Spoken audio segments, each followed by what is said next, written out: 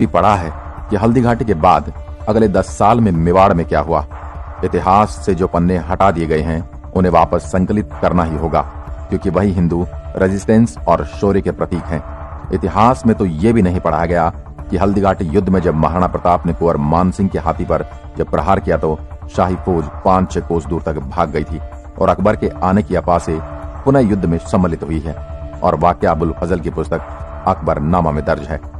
वास्तविकता में हल्दी घाटी का युद्ध महाराणा प्रताप और मुगलों के बीच हुई कई युद्धों की शुरुआत भर था। मुगल न तो प्रताप को पकड़ सके और न ही मेवाड़ पर आधिपत्य जमा सके।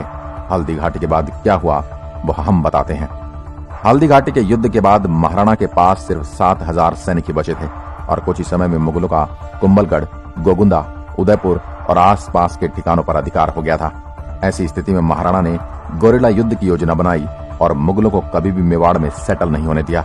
महाराणा के शौर्य से विचलित अकबर ने उनको दबाने के लिए 1576 में हुए हल्दी घाटी के बाद भी हर साल 1577 से 1582 के बीच 1 लाख के सैन्य बल भेजे, जो कि महाराणा को झुकाने में नाकामयाब रहे। हल्दी घाटी युद्ध के पश्चात महाराणा प्रताप के खजांची भामाशाह और उनके भाई ताराचंद मालवा से दंड के 25 लाख रुपए 2000 अशर्फियां लेकर हाजिर हुए। इस घटना के बाद महाराणा प्रताप ने भामाशाह का बहुत सम्मान किया और दिवेर पर हमले की योजना बनाई। भामाशाह ने जितना धन महाराणा को राज्य की सेवा के लिए दिया, उससे 25,000 सैनिकों को 12 साल तक रसद दी जा सकती थी। बस फिर क्या था, महाराणा ने फिर से अपनी सेना संगठित करनी शुरू की और कुछ ही समय में 40,000 लड़ाकों की एक शक्तिशाली सेना तैयार हो गई।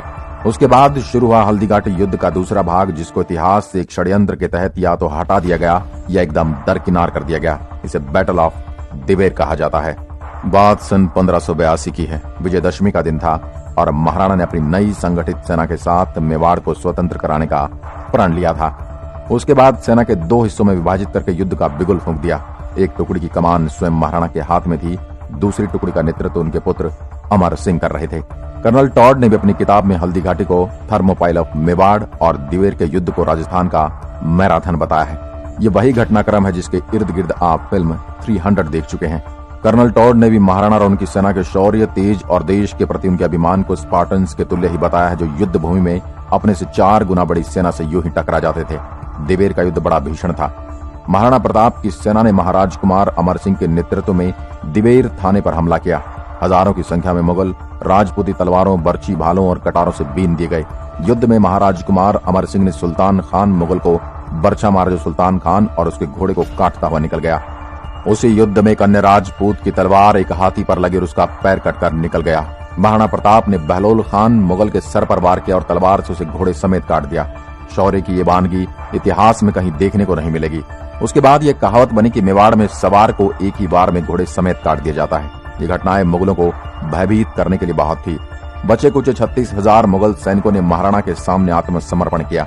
दिवेर के युद्ध में मुगलों का मनोबल इस तरह तोड़ दिया गया कि जिनके परिणाम स्वरूप मुगलों को मेवाड़ में बनाई अपनी सारी 36 ठिकानों को छोड़कर भागना पड़ा। यहाँ तक कि मुगल कुंभलगढ़ का किला एक रातों रात खाली कर भाग गए। दिवेर के युद्ध के बाद प्रताप ने गोगुंदा, कुंभलगढ़, बस्सी, चावड़, जावर, मदारिया, मोही, मांडलगढ़ जैसे महत्वपूर्ण ठिकानों पर कब्जा कर लिया। इसके बाद भी महाराणा और उनकी सेना ने अपने अभियान जारी रखे। सिर्फ चित्तौड़ को छोड़कर मेवाड़ के सारे ठिकाने, दुर्ग वापस स्वतंत्र करा लिए गए। अधिकांश मेवाड़ को पुनः कब्जाने के बाद महाराणा प्रताप ने आदेश निकाला कि अगर कोई 1 बिस्वा जमीन भी खेती करके मुसलमानों को टैक्स देगा, उसका सर काट दिया जाएगा। इसके बाद मेवाड़ और आसपास के बचे कुछ शाही ठिकानों पर रसद पूरी सुरक्षा के साथ अजमेर से मंगाई जाती थी। दिवेर का युद्ध न केवल महाराणा प्रताप बल्कि मुगलों के इतिहास में भी बहुत निर्णायक रहा। मुट्ठी भर राजपूतों ने पूरे भारतीय उपमहाद्वीप पर राज करने वाले मुगलों के हृदय में भय भर दिया। दिवेर के युद्ध ने मेवाड़ में अकबर की विजय के सिलसिले पर न सिर्फ विराम लगा दिया बल्कि मुगलों में ऐसे भय का संचार कर दिया कि अकबर के समय में मेवाड़ पर बड़े आक्रमण लगभग बंद हो गए। इस घटना से क्रोधित अकबर ने हर साल लाखों सैनिकों के सैन्य बल अलग अलग सेनापतियों के नेतृत्व में मेवाड़ भेजने जारी रखे, लेकिन उसे कोई सफलता नहीं मिली।